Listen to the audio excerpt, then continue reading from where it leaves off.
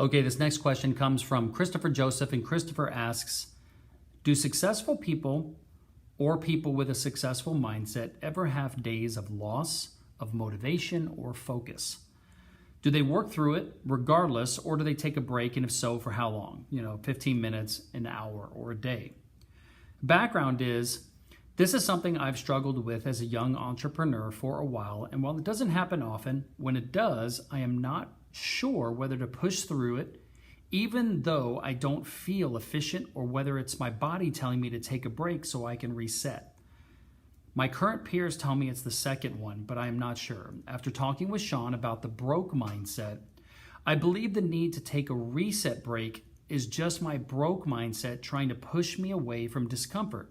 But I would also like to know for sure so I can tackle this long-standing issue with a vengeance. This seems like a mental toughness issue, which makes me believe Andre Norman might be an appropriate fit, but I welcome any insight from any of the peers or mentors of AO. Okay, it's a great question, Christopher.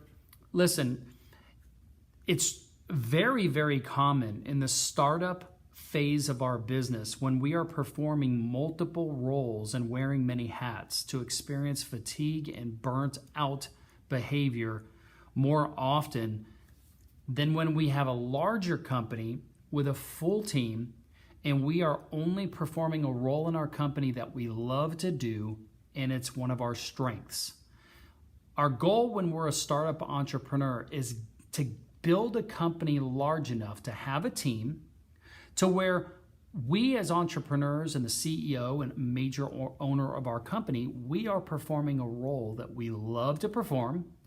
It's within our strength and it energizes us. And we could do it all day long, twice on Sundays, and never get burnout.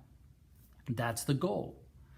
In the beginning, we have to work really hard, wear many hats, and this is going to lead to some fatigue.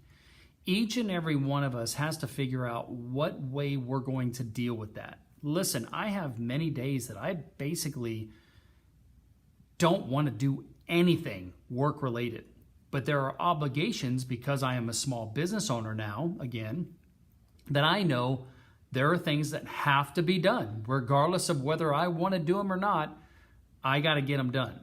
So what I do is I get a good night's sleep the night before, I create a task list, I wake up in the morning and I know what that task list is, and I just go after it as fast as possible to get that list done.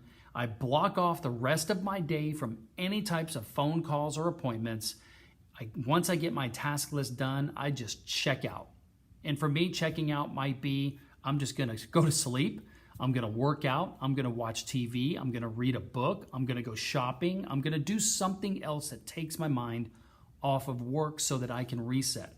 And there are some times that I might try to do this for a week and schedule as little as possible during that week as I can. Now, I'm in a situation where I can afford to do that a little more than when I first started, but that's why it's so important to be working diligently in the startup phase of our business and build a team and get sales going and build the right business model that will allow us to get to a point where we can take time off to reset and think about working on our business. In the book, The E-Myth, it talks about working on your business or working in your business.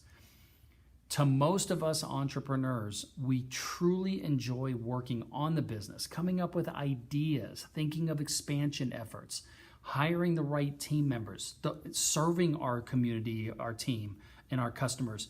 We get energized by that than when we're struggling and we don't know what to do next. So that's why it's really important to start driving sales in our business so that we can start hiring. In the personal development section of the in the personal development category of the Resource Center in the portal, I would go through those articles. It could be self-sabotage. It could be a lot of different things with why you're experiencing being burnt out.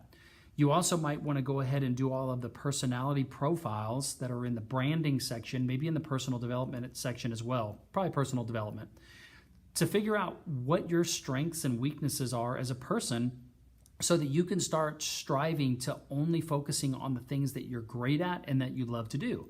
Ultimately, that's our goal as a business owner, is to do the things we love to do, and only that. All right, man? I hope that helps.